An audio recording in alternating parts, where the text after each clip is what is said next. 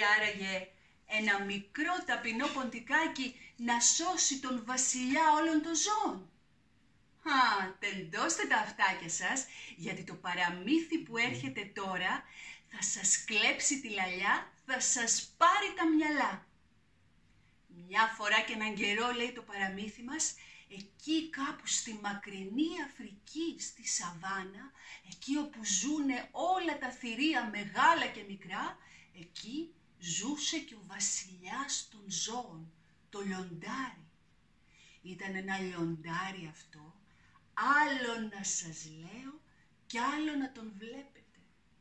Μεγάλο, δυνατό, όπου πατούσε σιώταν η γη ολάκερη, με μία χέτη φουντωτή και πλουμιστή, λαμποκοπούσε σαν το χρυσάφι κάτω από το φως του ήλιου. Ζούσε αυτός λοιπόν εκεί στη Σαβάνα, μαζί με την αγέλη του, με τις λένες. Και μια μέρα βγήκαν στο κυνήγι. Και ήταν καλή μέρα εκείνη για κυνήγι, γιατί πιάσαν έναν βούβαλο μεγάλο και παχύ. Και πέσανε όλοι να φάνε, να την τυλώσουνε. Μα πρώτος από όλους και καλύτερος ο βασιλιάς έφαγε τη μερίδα του λέοντος. Και με φουσκωμένη πολύ την κοιλιά του, πήγε και χώθηκε βαθιά μες στη σπηλιά του, στα σκοτάδια και στις δροσιές της, για να αποκοιμηθεί. Κι που ροχάλιζε το λοιπόν του καλού καιρού, ένιωσε κάτι σαν να περπατάει επάνω του, κάτι να του γαργαλάει τα πλευρά. Άνοιξε το ένα του μάτι, κοιτάει και τι να δει. Ένας ποντικός τόσο δα μικρούλης να περπατεί απάνω του. Ποιος είδε το λιοντάρι και δεν το φοβήθηκε. Να ενοχλεί ο ποντικός τον ύπνο του βασιλιά των ζώων. Άπλωσε την πατούσα του, άρπαξε τον ποντικό με τα νύχια απ' την ουρά, τον ανέβασε ψηλά, άνοιξε τη στοματάρα του και ήταν έτοιμος να τον πετάξει ευθεία μέσα στην κοιλιά του. Τότε έβαλε τις φωνές ο ποντικός. Μη βασιλιά μου, λυπήσουμε, χάρισέ μου τη ζωή και εγώ θα σου ανταποδώσω την καλοσύνη που θα μου κάμεις, να το δεις.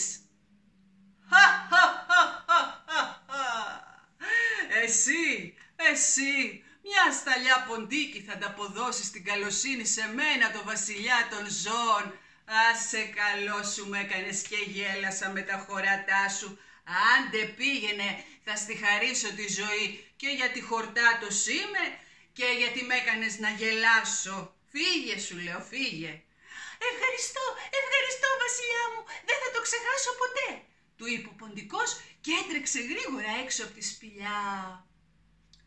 Δεν πέρασε πολύς καιρός και περπατούσε εκεί έξω, συνάμενος, κουνάμενος ο βασιλιάς μας και πάτησε λέει πάνω σε κάτι χαμόκλαδα και μέσα σε μια στιγμή χάθηκε η γης κάτω από τα ποδάρια του και βρέθηκε να κουτρουβαλάει κακήν κακός μέσα σε ένα λάκκο βαθύ.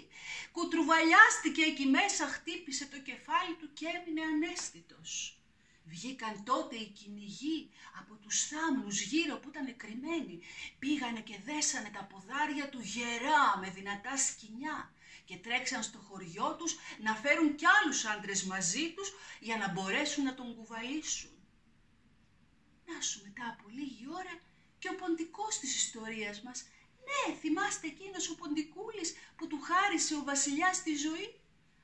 Άκουσε όπως περνούσε βογγητά να βγαίνουν μέσα από τη γης. Πλησίασε το λάκκο, έσκυψε από πάνω και τι να δει.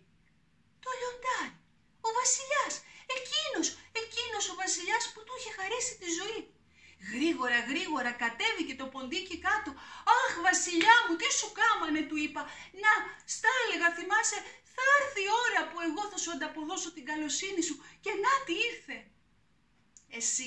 Εσύ μωρέ καημένο, μια σταλιά ποντίκι, πώς θα μου ανταποδώσεις την καλοσύνη μου, του είπε βογκώντας ο βασιλιάς. Κάτσε και θα δεις, του είπε ο ποντικός και έβγαλε τα δοντάκια του τα μυτερά και άρχισε να ροκανάει τα σκοινιά και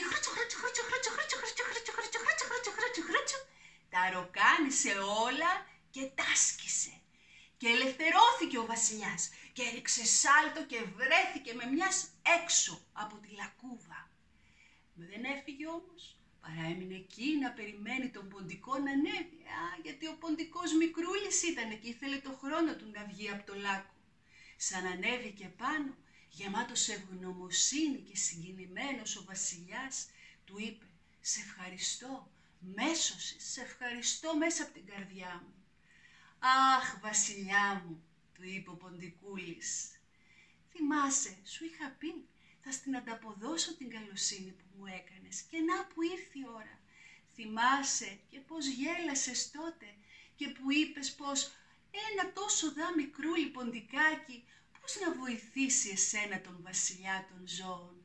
Να λοιπόν, να που έρχονται στιγμές που και οι πιο αδύναμοι μπορούν να ανταποδώσουν τις καλοσύνες και τη βοήθεια στους δυνατότερους του κόσμου ετούτου». Έτσι λοιπόν, το παραμύθι ήρθε για να μας πει αυτήν ακριβώς την αλήθεια, πως το μέγεθος και η δύναμη δεν είναι αυτά που κάνουν τη διαφορά. Και αυτός που δείχνει αδύναμος και μικρός και αυτός στην ώρα της ανάγκης του δυνατού μπορεί να είναι αυτός που θα κάνει τη διαφορά. Σας ευχαριστώ που ήσασταν και σήμερα κοντά μου και μοιραστήκατε μαζί μου αυτό το παραμύθι. Μέχρι την επόμενη φορά σας στέλνω την αγάπη μου και σας φιλώ γλυκά.